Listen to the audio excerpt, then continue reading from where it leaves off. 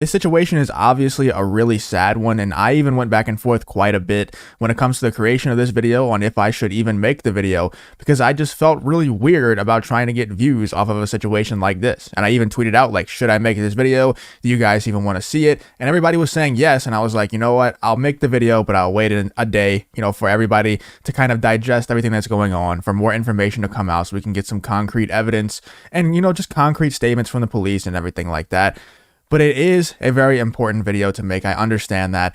I don't like the fact that as soon as the information came out that the person was trans, that everybody immediately started politicizing the situation. I like the Steven Crowder tweet from yesterday saying, "Today we mourn the victims from the shooting, and we're not going to try to politicize this. Tomorrow we'll go in depth and break down the entire thing once we have more facts, once we have, all the information that we need to assess the situation." Now, it's been a full day, and I think it is a very important topic to talk about. So let's take a look at some of the reactions from people like Matt Walsh from The Quartering, Steven Crowder, Candace Owens, all the rest of them who all reacted to the situation. Here is a tweet from Greg Price that says, "Breaking Nashville says, Nashville police say that the school shooter was a female in her teens with 2 assault-style rifle and a handgun. 3 students and 3 faculty members are dead along with the shooter.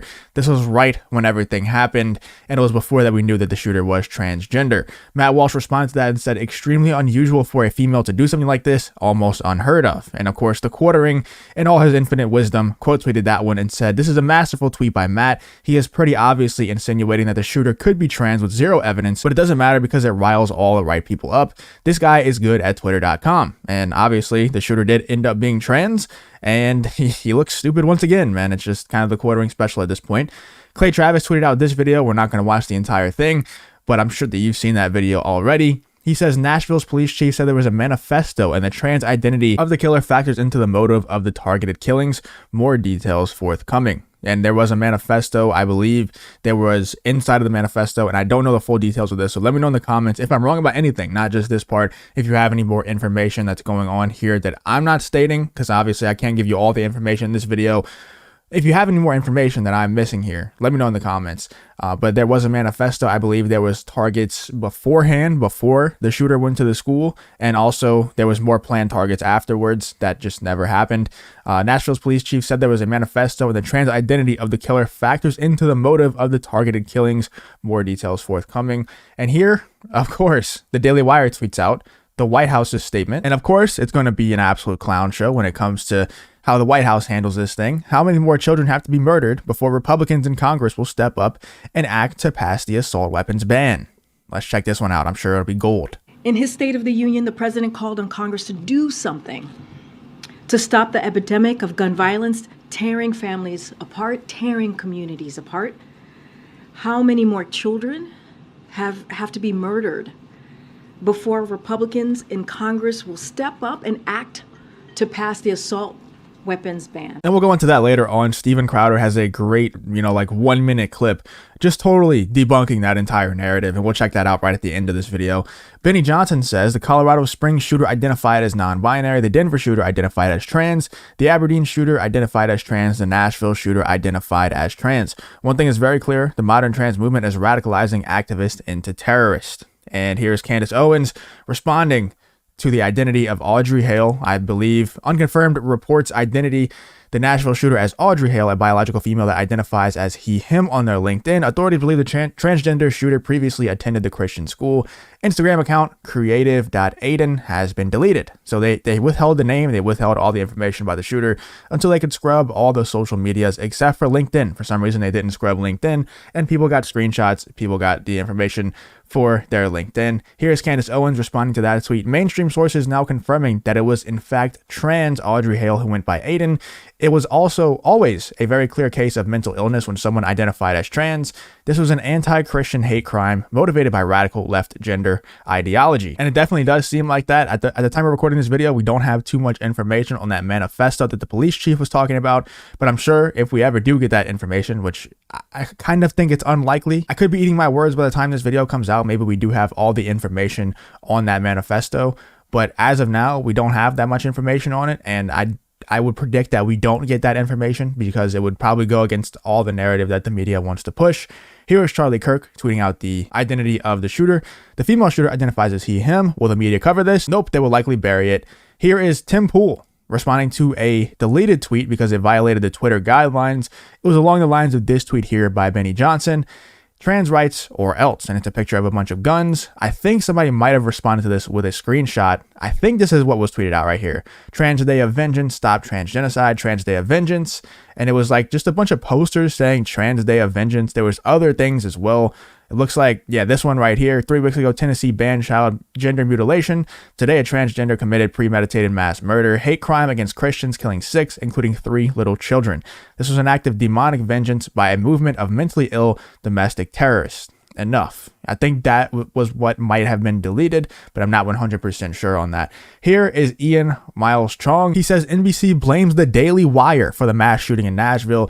NBC has ID'd the Nashville shooter as Audrey Hale, 28, who identifies as transgender and had no previous criminal record. Nashville is home to the Daily Wire, a hub of anti-trans activity by Matt Walsh, Ben Shapiro, and Michael Knowles. Insane, man. It's insane how, I was talking about earlier in the video how it was disgusting to me that a lot of these people on Twitter were trying to politicize this whole thing, to propagate their own narratives, to push certain ideologies that everyone has, because obviously when something like this happens, and it's a trans person, there's people on both sides who can use this to push their agenda, and they were definitely doing it immediately. But who was the worst culprit of that? Was people like NBC, with these mainstream media outlets, man. It's disgusting. And Wokeness tweeted this out. This is what the left is worried about. And it's pretty much just them complaining that the shooter was misgendered. Not really worrying about the people who died, the families that were affected or anything like that, which once again, thoughts and prayers out to all of them, man. It's a horrible situation, including the shooter's family. Obviously they're going to be really affected by this as well. MSNBC update: a previous post about the Nashville Christian school shooting included initial information from police officials about the suspect's gender. Those officials have since noted that the shooter was transgender. Very important. There was confusion later on Monday about the gender identity of the assailant in the Nashville shooting. Officials had used she and her to refer to the subject, who, according to a social media post and a LinkedIn profile, appeared to identify as a man in recent months. Holy shit, man. Police on Monday afternoon said that the shooter was a transgender man. Officials had initially misidentified the gender of the shooter. We're screwed, man. 5 times CNN misgendered. No correction. A mass shooting is horrible. Misgendering does not make anything better. Of course, their name is Karen Lopez, and she has pink hair. Sorry, I don't know if it's she or not. Sorry, I don't mean to misgender you. Okay, if you're a he. Matt Walsh says, I came to this conclusion years ago that the trans movement is the greatest evil our country faces. I only become more and more sure of this fact with each passing day, and more determined to oppose it until my last breath. This tweet by Destiny is also very, relevant to that statement right there. Destiny says, anxiously awaiting all conservatives who constantly coped with shooters are mentally ill individuals whose political ideologies don't matter to suddenly attribute 100% of this shooting to the shooter's ideology. I don't think that what Matt Walsh is doing here, I don't think what any reasonable conservative, any person who's been fighting the same battle that me and Matt Walsh have been fighting, obviously Matt Walsh fighting it a lot better and more effective than I am, but I'm just starting to get into this little world here. But Matt Walsh, what he's saying and what others who are similar to Matt Walsh, including myself, are saying isn't that this shooter wasn't affected by mental illness. I think that the main thing that we are saying is that being trans is a telltale sign of extreme mental illness. And, indoctrination, brainwashing. It's a person who's mentally ill, who's impressionable, who was brainwashed by the right people who want to brainwash them. Colleges, universities, TikTok, whatever it is, they're brainwashed into thinking that they're trans just because they're mentally ill and impressionable.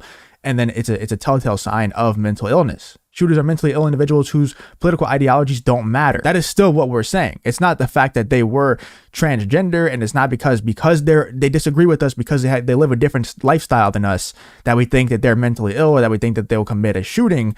It's more the fact that it's a telltale sign of being mentally ill. It's still the fact that shooters are mentally ill individuals whose political ideologies don't matter, but there's also telltale signs, and being transgender is one of them, that a person is mentally ill and could possibly commit a shooting in the future. Not saying that they all will, not saying that every mentally ill, or not every mentally ill person, not every transgender person, not every person who disagrees with me is capable of committing a shooting. I'm just saying that they definitely are mentally ill individuals still. Nothing has changed about that stance for me, and I would say that most others. And honestly, man, talking about this stuff really does just make my stomach turn, man. I just hate it. I don't like talking about this kind of thing. I just think it's very important to get these narratives straight and to stop trying to politicize this thing to fit your narrative. But also at the same time, we need to talk about this. Like it just has to be talked about. And here is a Steven Crowder clip that I was talking about that totally debunks the assault weapons ban could have stopped the Nashville school shooting. Let's check this out. Stop this. The truth is, of course not, right? The vast majority of firearm murders in this country are committed by handguns. And by the way, we don't even know which murders committed here used a handgun, because there were 3 guns, which we'll get to, and one of them was a handgun. And one of them was a pistol, meaning a handgun caliber 9mm carbine.